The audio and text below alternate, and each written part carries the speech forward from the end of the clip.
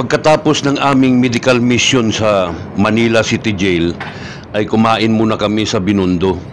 At pagkatapos namin kumain, ay nagyayahan na magbanding muna kami sa condominium ni Prince Albert na nasa Binondo din. Kaya yung iba ay umuwi na kasi malayo-layo pang uwian.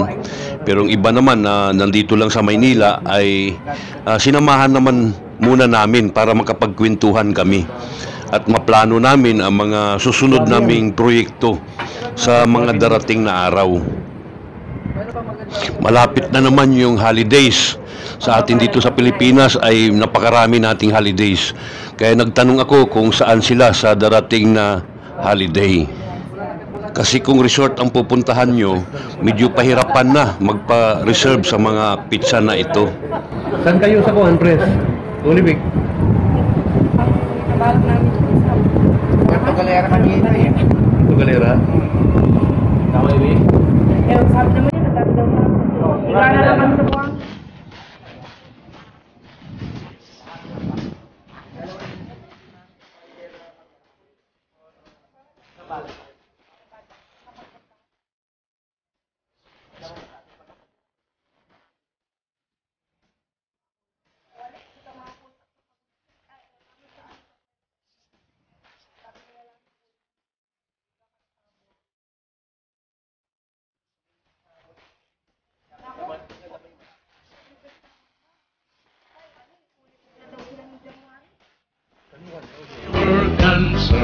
Bukan mo sa online. Online. Dami nga. Yan o, kuya may ate kuya doon. Ano? Problema may resort doon ni kuya ate. Si Norman, no? Si ano? Ito. Wala bangus. Ang problema sa resort. Punta kayo doon bakit? Kahit ano kayo doon, open kayo doon. Maluwag suporta ko. Malaki ang nagkwenta ko doon kuya. Kanya yung makahaba ng buhangin Buhanginan. Ang gaano maggulong-gulong rin ako. Magulong-gulong yung mga pamilya mo doon kuya. Beachfront. Ayan, nag-alok na si Kuya Gob, Colonel Ramil Palisok. Kung nahirapan daw kami sa pag-reservation ng resort na aming gustong puntahan ngayong Holy Week, ay pumunta lang daw kami sa kanya doon sa Pangasinan. At siya ay may resort doon at lagi niya sinasabi yan, kapag pumunta kay sa akin ay may bangka siya na nanguhuli ng isda, mayroon din daw siyang lugar para sa mga kuya at libre. Kung ayaw naman namin sa kanya ay may mga resort din yung mga kabrad doon, mga ate at kuya, at pwede kami sa 50% discount. So, yan ang kanyang inalok sa amin guys at nakakatuwa. Baka nga balang araw talagang puntahan namin siya kasi tabing dagat po yung kanyang bahay doon sa Pangasinan. Si Kuya Gob, Colonel Ramil Palisok nga pala guys ay taga Lingayen, Pangasinan. At ang kanyang resort na sinasabi niya ay nasa Lingayen Boulevard. Talaga daw sinasadya at pinapaliguan yun at dinadayo yung kanilang tinatawag na Lingayen Boulevard sa Pangasinan. Ang Lingayen, Pangasinan guys, kung magmula ka sa Maynila via NLEX, EasyTex, NTFlex, yung tatlong expressway na yan, ay makukuha lang yan ng 3 oras na drive. So medyo malapit lang siya kumpara doon sa La Union o sa Pagudpud na binabalak nila kanina ni Prince Albert na pumunta, kung saan medyo sa dulo na ng Ilocos yun at malayo-layo. Yun nga lang, sulit din talaga ang dagat doon at malinis at maganda. Kung mapansin nyo guys, hindi ako gaanong lumapit sa kanila doon kasi nandun yung heart at ayaw ko pong malasing.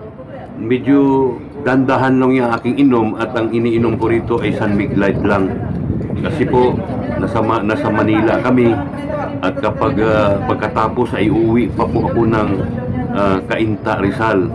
Anyway, madali lang naman ang biyahe.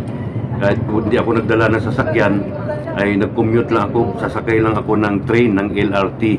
At saka Siguro mga 20 to 30 minutes lang kapag LRT ako. Kaya madali lang ang biyahe.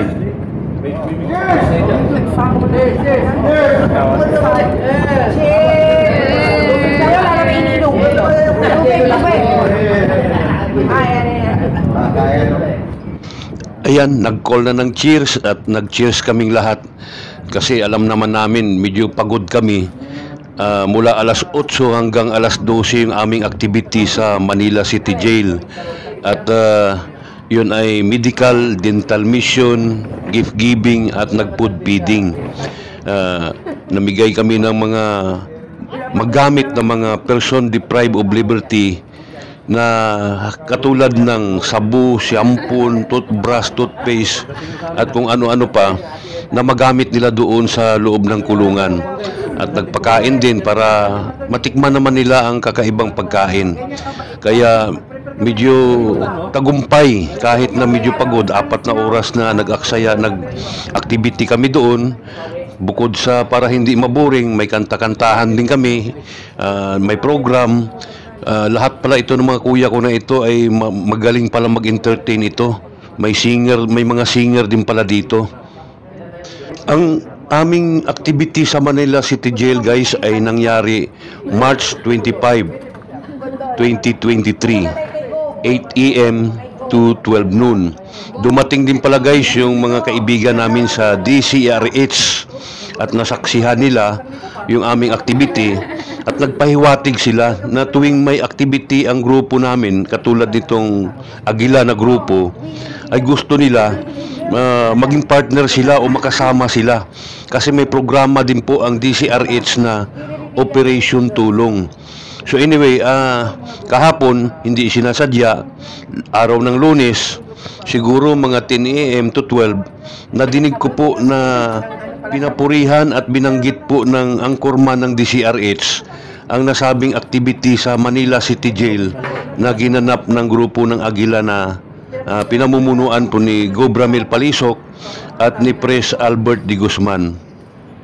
Nasa 1,035 po na person deprived of liberty ang nakinabang po sa activity namin last March 25. Anyway guys, ito pong grupo namin, yung club namin, ang mga membro po rito karamihan ay mga businessman. Yung may mga cargo forwarding, yung iba rito may mga agency, yung iba rito may mga bar and restaurants, yung iba dito kung ano-ano negosyo. Mayroon din po kaming doktor, abogado, police officers, enlisted and officers of the Armed Forces of the Philippines. Halo-halo po yung aming mga kasapi dito. At masaya kami guys kapag nagkaroon kami ng activity kasi yun lang naman talaga din ang layunin ng pagkaagila, na kailangan maging aktibo kami. Kasi kapag makita na walang activity ang samahan, ay medyo hindi po yan kinagigiliwan ng iba. Pero yung mga samahan ng maraming activity pinapakita, ay yun po, madalas po yan mapansin at marami po ang gustong sumali sa mga ganyang klaseng samahan. Napag-usapan ang samahan, karamihan sa mga samahan na may layunin ay maganda. Siyempre kapag sasapi ka sa samahan, unang-unang alamin mo ay kung ano ang layunin ng samahan. At halos lahat ng samahan ay maganda. Ang tanging nagpapasama sa samahan ay ang mga kasapi o membro na hindi nila naintindihan ang layunin ng samahan. Isa pa, yung mga officers o namumuno sa samahan na mayroong mga personal interest na gusto nilang gamitin ang samahan para sa kanilang sariling kapakinabangan. Kaya po sumasama ang samahan sa mga ganyang klaseng dalawang dahilan. Pero ulitin ko guys, lahat ng samahan na may magandang layunin, kapag isa puso, isa gawa, ay maganda po ang kahinatnan. Kaya ako, kung yung mga anak ko balang araw ay magsabi sa akin, magpaalam na gusto nilang sumali sa samahan, ay no problem sa akin. Alamin nyo muna ang layunin ng samahan para pag nalaman nyo at kung nagustuhan nyo yung layunin ng samahan, malaya kayong sumali at ini-encourage ko na sumali kayo para naman din sa inyong socialization at mapakinabangan kayo ng ating bansa at ng lipunan. So yun po ang maipapayo ko sa mga iba dyan na hindi pa kasapi ng samahan, na gustong sumapi sa samahan, ay alamin nyo muna ang layunin ng samahan kung ano. At kung ang layunin ng samahan ay maganda at malinaw sa inyo, then sumapi kayo. Pero kung ang layunin ng samahan ay magkampihan sa away, sa gulo, wag na po kayong sumali sa mga ganyang klaseng o uri ng samahan.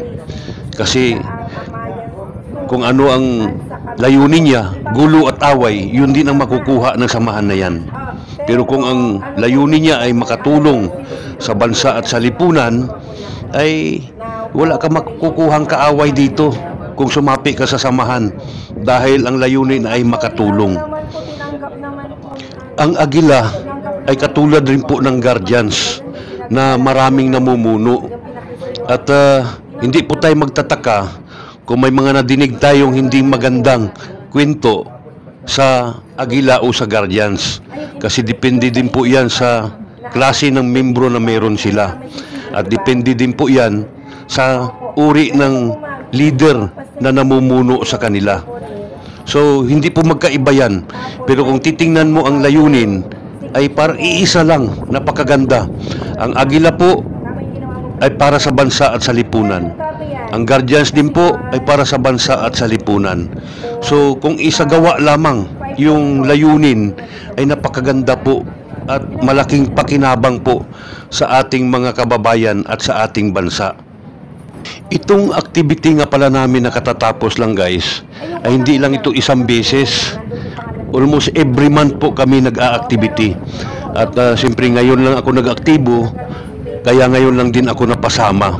Hindi pa lang kami nakaalis sa City Jail, ay nangako na rin kami na bumalik doon sa sunod na buwan para doon ulit gaganapin yung aming aktibidad na pagtulong. Kasi naramdaman nga namin na mas kailangan ito ng mga taong nasa loob ng kulungan para naman po makatulong ito, mabago yung kanilang pag-uugali at mas-serve talaga ang purpose ng pagkulong ng tao na baguhin yung kanyang pagkatao. Explore ni Kuya Latigo yung nightlife dito sa Binondo, Santa Cruz. Ay, Kuya. Dangerous. Nandun sa loob. Ayun, at pasok tayo guys. Inom lang naman eh. Jokin natin to. Open 4 p.m., close 4 a.m. Yan, jokin natin to. Maraming bar dito sa Maynila eh. Ayun. Ito lang naman to. Yan, yung kalbo na yan. Maraming bar dito sa Maynila yan. Siya may-ari. Ayan, promotor. Kuya, sinin. So, ito lang yan guys. Walang kuwan kami rito. Walang bawal, walang kuwan. For the boys kami. Hindi na, ayaw doon nila makakuha. Kantahan lang, inuman lang kami. All boys. Ito guys, dumating na yung hinala ko talaga kanina na ayaw nila ako pauwiin kasi nagpaalam na ako umuwi. Pero nagsimula nung dumilim-dilim na ay gusto nilang magkasama pa rin kami. Ito si Kuya Sinin, bilang iniinom namin pero kumuha ng pulutan na prutas. Kilala niyo ba kung anong prutas ito guys? Ito yung tinatawag nilang mangustin. At sa buong buhay ko, first time ko mamulutan ng mangustin. Ay, ito yung kabats ni Joey Marquez na nambubuso. Basketball player din yan. Hindi, dati kong basketball player, kaya lang ano ako, pagka 80 na lamang, 60 na lamang basketball player. Kuya, alin ba bang panood ni Joey Marquez talaga to? Oh, ano mensahe mo sa kanya? Kabats talaga ni Joey Marquez yan. Sino yan? Hi, hello, good evening. Kay Joey Marquez. Hey, Joey Marquez. Hindi ko pwede pagkatiwala lola ko sa kanya. Alam mo kung bakit? Mahirap, baka pati lola mo ligawan. Pero kaibigan mo, kabats mo yun, ha? Kapag ko yun. Sa basketball ko. Pagka dumarating yung student picture, nakaupo yun, alam mo kung saan? Doon sa flooring ng cement. Ano school kayo? Arellano. Arellano ba si Joey Marquez? Hindi, dati sa San Beda, affiliated siya ng Arellano University. Okay. Alright, forecast na 5-4. May number ko sa akin si Joey. Hanggang ngayon? Naging mayor na siya ng Paranaque.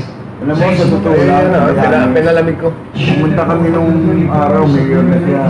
Konsihal pa hanggang sa nun. Pumunta kami, 4 kami mga kaklase. Pumunta kami, tinanong namin sa sekretary. Wala po ba si mayor? Wala po. Nakalip. Punta, dumaan kami sa exit. Nakita namin ng loko-loko. Putang na, nandiyan ka pala. Gago, sabi kong gano'n. Oo. Gumanon. Yung pala nagtatago kay Brenda Del Rio. Kanino? Eh, Brenda Del Rio. Sino yan? Sino yung Artista. babae? Pinahati. Siyempre, babae. Pinahati. Hindi, hinahati siya nagtatago. Pinto mo yun, kuya. Totoo yan. Mag-viral ka dyan. Baka naman mag-viral naman. Tatigil ka ni Joey. Patay ka rin. Tayo. Eh, hi mo lang si Joey. Hi mo lang. Kilala ka nun, siyempre. Best friend mo yun. Siyempre, pwede mo hindi tayo makilala. Kaya lang, baka mag-viral ako. Huwag mo na ako i-viral. Baka nakananahimik na ang buhay ko.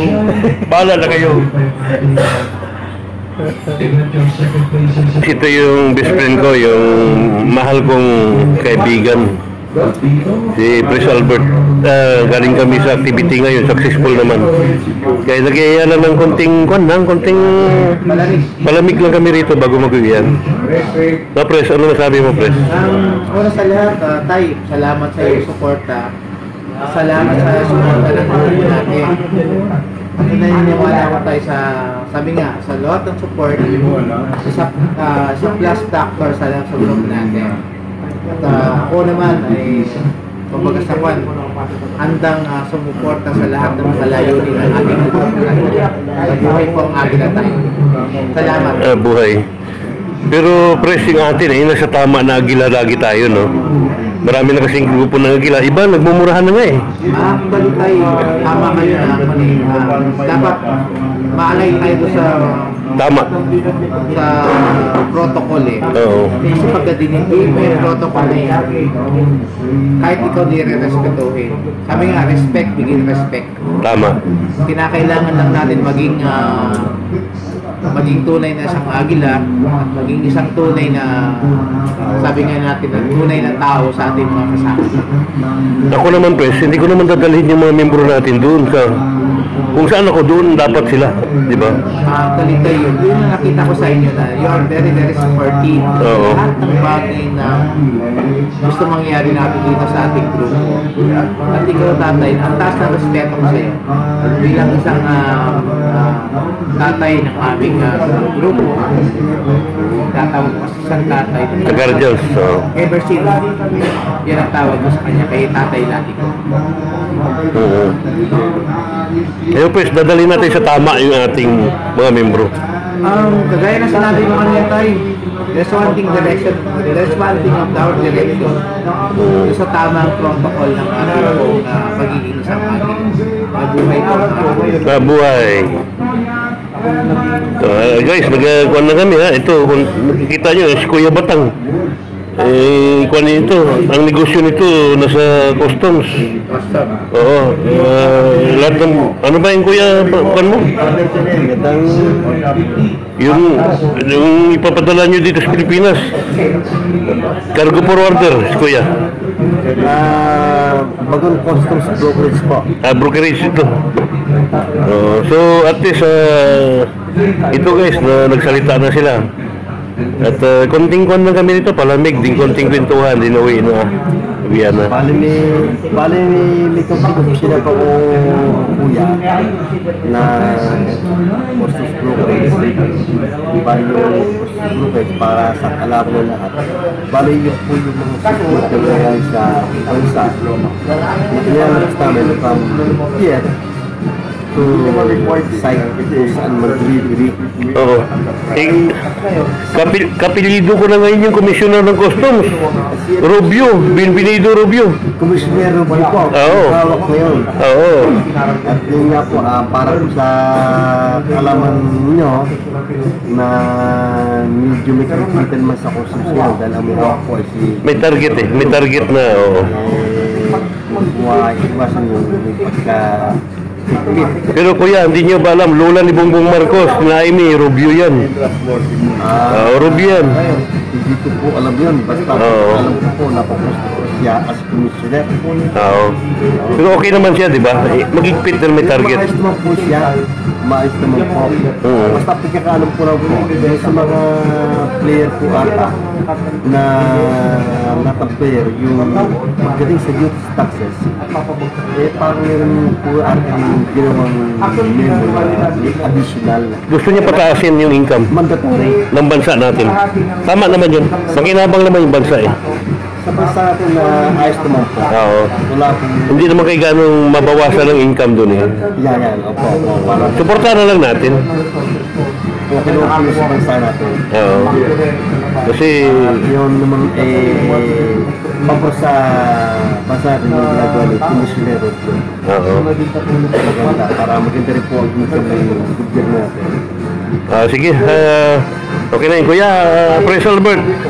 Future governor natin to. Talagang dito sa ano eh, sabihin ko na sa inyo, naka-record. Babaw ko talaga yung plano rito, maging governor to very soon.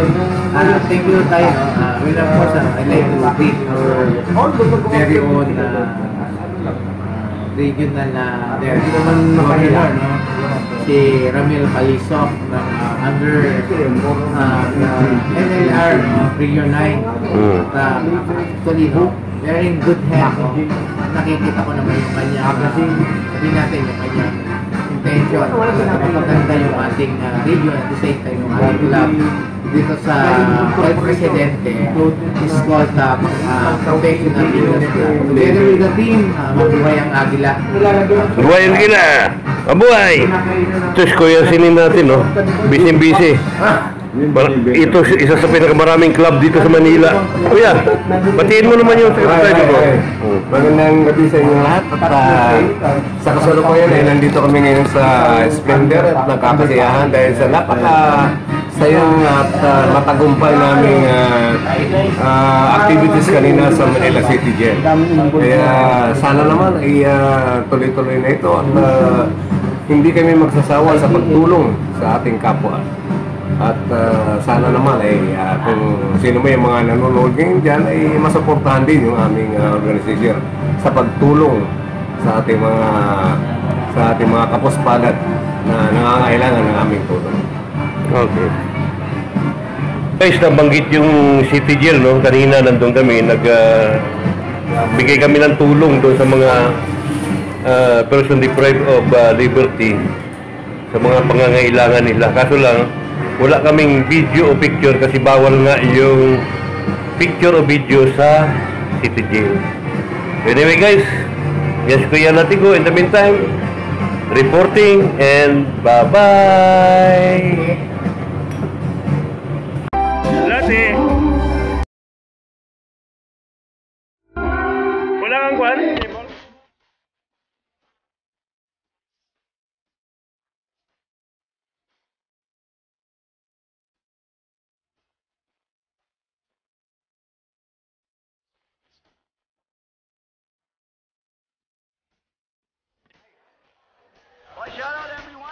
We'd like to request everyone to support. Walang iba kundi Latigo Vlog. Yan, ito po si Jay ng Jay Brothers. Thank you, Kuya. Thank you guys. Thank you guys.